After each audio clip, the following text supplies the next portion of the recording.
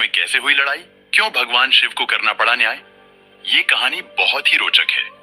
दोस्तों, वीडियो शुरू करने से पहले एक छोटा सा निवेदन है कि कमेंट में हर हर महादेव अवश्य लिखें।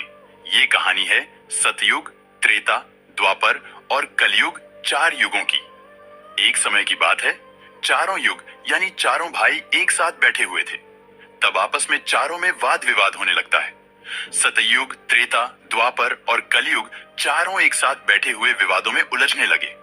सबसे पहले सतयुग कहने लगा कि अरे मूर्खों, तुम सब मुझसे छोटे हो, तुम मेरी बराबरी कैसे करने लगे। जब त्रेता युग ने यह बात सुनी तो कहने लगा कि तुम सबसे बड़े कैसे हो सकते हो, तुम सब में सबसे बड़ा तो मैं हूं, मैं ही सर्वश्रेष्ठ हूं, तुम मुझसे सर्वश्रेष्ठ नहीं हो सकते। तब तक द्वापर युग बोल उठा कि तुम सर्वश्रेष्ठ कैसे हो सकते हो, तुम सभी में श्रेष्ठ तो मैं हूं, तुम्हारा श्रेष्ठ होने का तो प्रश्न ही नहीं उठता। तब तक कलयुग कहने लगा कि तुम तीनों श्रेष्ठ बन रहे हो, परंतु हकीकत तो जानते ही नहीं, वास्तविकता में श्रेष्ठ तो मैं हूं। इस तरह से चारों युग आपस में झगड़ने लगे। तब चारों युगों ने फैसला किया कि हम आपस में फैसला नहीं कर सकते कि हम में से कौन बड़ा है, कौन सर्वश्रेष्ठ है। इसका फैसला तो भगवान भोलेनाथ करेंगे। चलिए वहां चलते हैं। भोलेनाथ ही आदि और अनंत है। चलिए उन्हीं के पास कैलाश पर चलते हैं। वही हमें बताएंगे कि हम में कौन बड़ा है और कौन छोटा है। इसका निर्णय स्वयं भगवान शंकर करेंगे, इसका निर्णय हम नहीं कर सकते। चारों युगों ने मिलकर योजना बनाई कि चलिए कैलाश पर चलते हैं। चारों युग कैलाश पर्वत चले जाते हैं। जब वह कैलाश पर्वत पर पहुंचते हैं तो द्वारपाल उन्हें रोक लेते हैं। द्वारपाल कहते हैं कि तुम चारों कौन हो और कहां जा रहे हो। तो चारों युग कहने लगे, हे द्वारपाल, हम भगवान शिव से मिलना चाहते हैं, उन्हें हमारी आने की सूचना दीजिए। स्वयं नंदीश्वर महाराज भगवान शिव के पास आए और भगवान शिव से कहने लगे, हे प्रभु, है कैलाशपति, आपसे चारों युग मिलना चाहते हैं। भगवान शिव कहते हैं कि जाओ, उन्हें सम्मान सहित हमारे समक्ष ले आओ। भगवान नंदीश्वर चारों युगों को लेकर पहुंच जाते हैं भगवान शिव के पास। भगवान शिव ने चारों को सम्मान सहित अपने दरबार में बैठाया। चारों लोग भगवान शिव को प्रणाम करते हैं। तब भगवान शिव ने चारों युगों से कहा कि आप सभी का हमारे दरबार में हमारे कैलाश पर स्वागत है। कहो, तुम्हारे आने का क्या कारण है।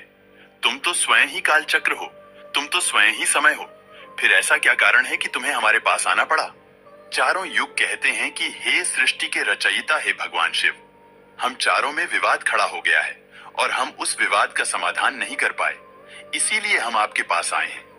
अब हम आपसे निवेदन करते हैं और गुहार करते हैं कि हे भगवान, आप ही हमारा फैसला करें, आप हमारा न्याय करें और हमें बताएं कि हम चारों में सबसे बड़ा कौन है, हम चारों में सर्वश्रेष्ठ कौन है। भगवान शिव कहते हैं कि इसका फैसला तो तब होगा जब आप चारों अपना अपना फैसला सुनाएंगे। तब भगवान शिव सतयुग से कहते हैं कि हे सतयुग, तुम बताओ, तुम कैसे बड़े हो। तुम अपने आप को सर्वश्रेष्ठ बताने की कोशिश कर रहे हो, लेकिन वो कैसे, यह मुझे बताओ। तब भगवान शिव से सतयुग कहता है कि देखिए प्रभु, मेरी आयु सबसे ज्यादा है, मैं 17 लाख वर्ष का हूं और अन्य युग हमसे तो बहुत छोटे हैं, इसीलिए मैं इन सभी से लंबी आयु का हूं। तब तक कलयुग बोल उठा, कहने लगा कि हे प्रभु, मैंने तो यही सुना है कि व्यक्ति कभी आयु से बड़ा नहीं होता, व्यक्ति तो गुणों से बड़ा होता है। भगवान शिव ने कलयुग की दलील को माना और सतयुग से कहा कि सतयुग, तुम इस तरह तो बड़े नहीं हो सकते।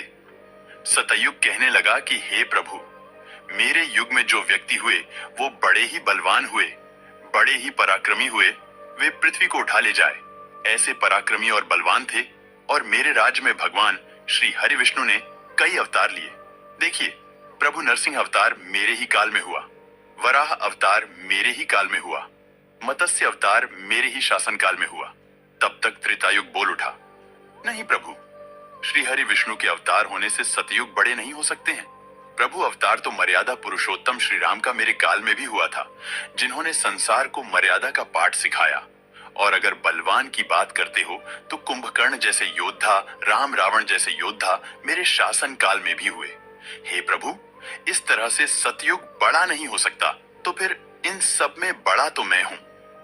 जब यह बात द्वापर युग ने सुनी तो द्वापर युग कहने लगे कि हे प्रभु, दोनों बड़े बन रहे हैं, परंतु ये दोनों बड़े कैसे हो सकते हैं। देखिए प्रभु, आप जानते हैं कि जब मेरा शासन काल आया तो मेरे काल में तो भगवान श्री कृष्ण जैसे अवतार पैदा हुए जो कि 16 कलाओं से संपूर्ण परब्रह्म परमेश्वर थे, जिन्होंने विराट रूप दिखाया। वैसा विराट रूप तो साक्षात भगवान विष्णु भी नहीं दिखा सकते। हे भगवंत, अगर योद्धाओं की बात करते हैं तो मेरे शासनकाल में बड़े बड़े योद्धा कर्ण, एकलव्य, गुरु द्रोण, जरासंध, भीष्म पितामह और अर्जुन, भीम, युधिष्ठिर, नकुल, सहदेव मेरे ही शासनकाल में हुए थे। प्रभु बलराम स्वयं मेरे ही शासनकाल में हुए थे। तो बताइए, प्रभु की मेरे शासनकाल में कौन सा योद्धा इनके योद्धाओं से कम था?